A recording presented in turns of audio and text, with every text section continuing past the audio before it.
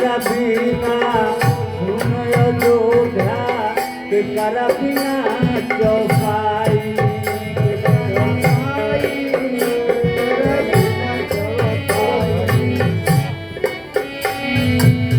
के करा बिना सुन अयोध्या के करा बिना चौपाई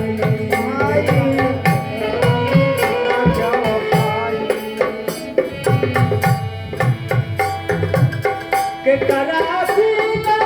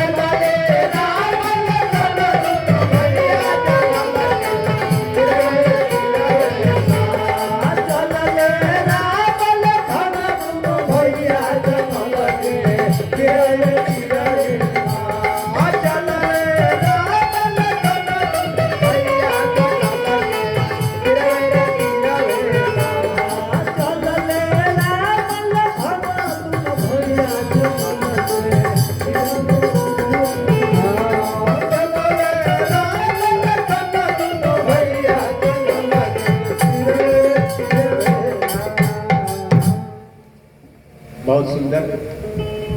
तो वही राम जो है 14 साल के लिए वन के लिए निकलते हैं।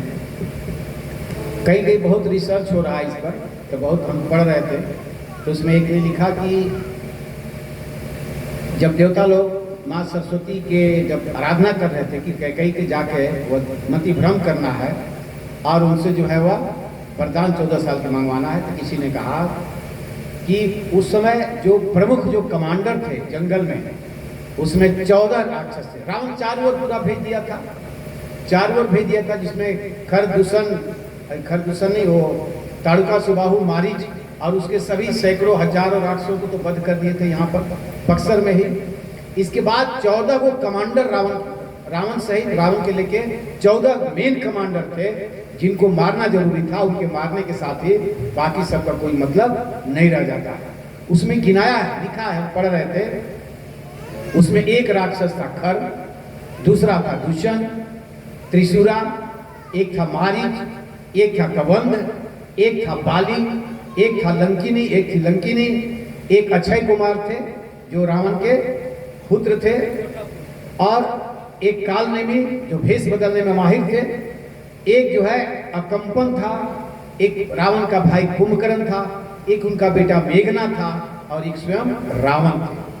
देवताओं ने गिना कि इतना कुंभ मारने में इतना आसान है, 1 साल लग जाएगा, तो 14 साल में 14 का नाश हो जाएगा। ये जो है असुर विहीन हो जाएगा धरती, और फिर से धर्म की स्थापना हो जाएगी। एक तर्क है, ये चल रहा अनुसंधान, पता नहीं मानस में बात नहीं आई। और एक और अनुसंधान में एक ऋषि ने लिखा है आज के ही, उन्होंने लिखा कि रावण की आयु जिस समय राज्याभिषेक का था, वन गमन का, उस समय 14 साल शेष रह गया था। 14 साल उसका आयु बचा हुआ था, तो आयु बचे हुए में उसका पद कैसे हो सकता था? इसीलिए जो है राम को 14 साल गुजारना पड़ता, इसीलिए 14 साल का वनवास। चलिए, चाहे जो भी हो, राम को तो वनवास हो गया। आइए इस चौपाई के बाद कैसे चले जंगल में कैसे चले हुए सब राम, लक्ष्मण और सीता इस गायन के माध्यम से। राम सिया राम, जय जय राम।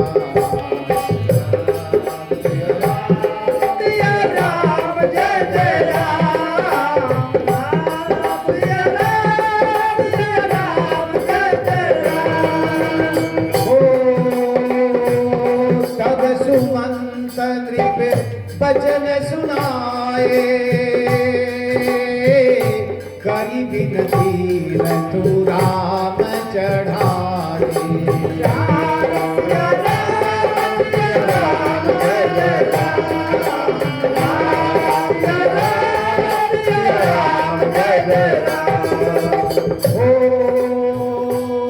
चढ़ी रथ सिए सहित दो भाई,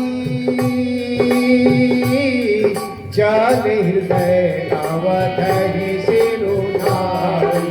राम जय राम, जय जय राम, राम जय राम। ओ चलत राम लखी अवध अनाथा, बिगल लोक सब लागे साथा। राम जय राम, जय जय राम, राम जय जय राम।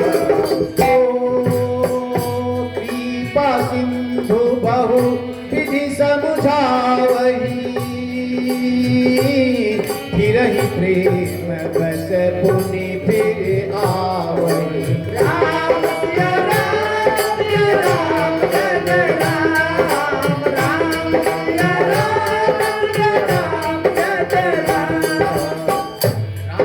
सीता सुमन जी के रथ पर सवार होकर चल जाते हैं, प्रणाम करते हैं अयोध्या को, सारे नगरवासी को प्रणाम करते हैं और आगे बढ़ते हैं।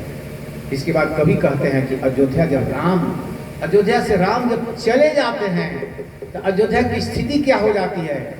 वीरान जैसे इतने लोगों के 3 लोग ही तो गए हैं, 3 लोग ही गए हैं, लेकिन ऐसा वीरान लगता है। कवि कहते हैं हो लागति अवध भयावन भारी, मानहु काल राति अंधियारी। राम सिया राम, जय जय राम, राम सिया राम, जय जय राम। हो घोर जंतु सम पुर नर नारी, डर पहिए कहीं एक निहारी। राम सिया राम, जय जय राम, राम सिया राम, राम जय जय राम। हो घर मसान परी जन जन भूता, शुद्ध हित मीत मन हो जम दूता। राम सिया राम सिया राम जय जय राम। राम सिया राम जय जय राम। वही अयोध्या जो स्वर्ग सा लग रहा था, क्षण भर में राम लखन के जाते ही जो है वह विराम लगने लग रहा है। जैसे भूतहा कोई जो है नगर हो, खाली उसमें भूत प्रेत निवास करते हो, इस तरह से तुरंत आ गया। किसी के वास्तव में जो है यह अतिशयोक्ति नहीं है भाइयों बहनों, किसी के आदमी के जो है यह प्रभाव होता है। कभी आपके घर जब अच्छे आदमी आ जाए, संत आ जाए, साधक बन जाए, देखिएगा कि मेरा घर का वजन बढ़ गया।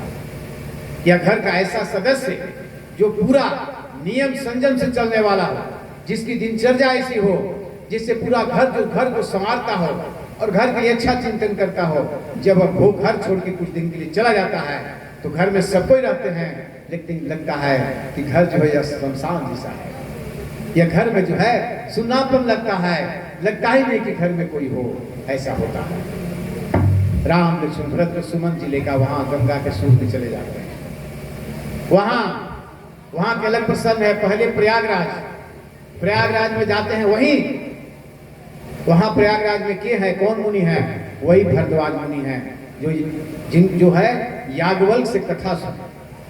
भरद्वाज जी तो ही प्रयागराज में विराजमान करते हैं। वहां जाते हैं, वहां से फिर जो है चित्रकूट की यात्रा होती है, उनकी आगे यात्रा बढ़ती है। समय नहीं है, मैं थोड़ा सा आगे बढ़ाकर इसको विराम दूंगा। चित्रकूट जाते हैं, देखते हैं कि जंगल में इतने कांटे हैं, इतने पत्थर है। राम चले कब थे जंगल में? सब राम तो जा रहे हैं, सीता ना जो कभी जो है धरती पर कभी जो है वह पैर नहीं दी थी, वो सीता भी चली जाती है। लक्ष्मण तो पहले ही जो है शेषनाग के अवतार है, वो तो कठोर है, उनके लिए कोई दिक्कत नहीं है। लेकिन राम और सीता जब जाते हैं, राम के रास्ते में वन देवी मिलती है। वन देवी मिलती है, दर्शन के लिए आती है, प्रभु को देखकर प्रणाम करती है। कहते हैं, हे नारी तुम कौन हो? सब कुछ जानते हुए भी नर रूप में है ना, मनुष्य रूप में लीला करनी है, तुम कौन हो? वन देवी कहती है, हे प्रभु मैं वन देवी हूं, इस जंगल का मैं देवी हूं। राम जी प्रणाम करते हैं, प्रभु आप नहीं, मैं आपको प्रणाम करके आपका दर्शन करके धन्य हो गई, आप हमसे गुजर रहे हैं, कहिए हम आपकी क्या सेवा कर सकते हैं? कुछ कहिए प्रभु, आपके अगर मैं कोई काम आ सकता हूं तो। प्रभु राम सोचते हैं, इसके बाद कहते हैं, हे वन देवी, अगर तुम हमारे लिए कोई सेवा करना चाहती हो, अगर तुम हमसे प्रसन्न हो, ऐसी ही बात है, तो तुम एक काम कर दो। क्या प्रभु? कहिए। प्रभु राम कहते हैं, इस जंगल में आने में जो रास्ते हैं, जिस रास्ते से हम आए हैं अयोध्या से जो आने का जो रास्ता है प्रयाग चित्रकूट का, ये रास्ते में बहुत बड़े बड़े कांटे हैं, नुकीले पत्थर हैं। ये सब संभव है कि सब नुकीले कांटों और पत्थरों को जो है वो हटा दो, उसको हटा दो वन देवी, तो यही तुम्हारी सबसे बड़ी सेवा होगी। वन देवी बड़ी अचरज में होती है, प्रभु अब आप तो ये कांटों पर चलकर, पत्थरों पर चलकर आप तो यहाँ आ गए, अब क्या फायदा? कांट और पत्थर हट ही जाएंगे तो। उस समय तो मेरा मति मारी गई थी, हमने समझा नहीं, और आप हमारे जो है कठिन पत्थरों पर, वह नुकीले पत्थरों पर, वो कांटों पर चलते हुए, लहूलुहान होते हुए, और साथ ही माता सीता के साथ आप तो यहाँ से गुजर गए। जो होना था आपके पैरों में तो छाले पड़ ही गए, माता के चरणों तो लहूलुहान है, मैं देखकर मैं खुद लज्जित हूँ, अब मैं हटा भी लेती हूँ तो इसकी फायदा क्या? प्रभु राम कहते हैं, नहीं वन देवी, ऐसी बात नहीं, मैं तो आ गया ना, अभी इस रास्ते से मेरा परम प्रिय छोटा भाई भरत आएगा, भरत भी इसी रास्ते से आएगा, और उसके पैर में ये कांटे और पत्थर चुभेंगे। देखिए क्या सोच है, कितनी प्रकाष्ठा है, प्रेम की प्रकाष्ठा समझिए, इसको समझिए। राम बोलते हैं भरत के लिए कि भरत मेरा छोटा भाई आएगा, हम तो इसको झेल लिए, इसी कांटों और पत्थरों पर चढ़ते हुए भरत आगे आएगा। वन देवी कहते हैं, भरत तो बहुत कठोर है, उनके लिए तो पत्थरों कांट कुछ है नहीं। वे तो आप कोमल हैं प्रभु, माता कोमल है। भरत जी के लिए तो यह बड़ी बात नहीं है। भरत जी का तो शरीर ही वज्र के समान है, कठोर है। उनको जो है, उनको ही कांटा और पत्थर पर चढ़ने से, पत्थर पड़ने से कोई असर नहीं पड़ेगा। प्रभु राम कहते हैं नहीं नहीं, हम इसके लिए नहीं कर रहे, भरत को कुछ नहीं होगा। लेकिन भरत जब आते समय यह कांटा देखेगा, पत्थर चुकेगा हुआ, तो वह सोचेगा किसी कांटे और पत्थर पर चढ़कर मेरा भाई राम इसी से गया होंगे, उनको कितना चुभन हुई होगी, ये कांटे चुभे होंगे, उनको कितना दर्द हुआ होगा। ये सोचकर भरत जो है वह व्याकुल हो जाएगा। वह जो है उसको पता नहीं चले कितने नुकीले और पत्थरों पर चलकर हम आए हैं, इसलिए तुम उसको हटा दो, इसलिए तुम उसको हटा दो। क्या करेंगे? बोली राजा रामचंद्र भगवान की जय, मैया भरत की जय। समय से बंधे हुए हैं। आगे कथा और बहुत जो है, और बहुत भावुक करने वाली है। आपके आंसू गिर जाएंगे, रोक नहीं पाएंगे। लेकिन कथा को यहाँ पर समय को देखते हुए विराम देना होगा। कल दीप जग है, यहाँ इसी मन से दीप जग होगा। हमारी जो है महिला मंडल की बहनें करेंगी, उसी में कुछ कथा का अंश थोड़ी देर में उसको समापन समेटने का प्रयास करेंगे।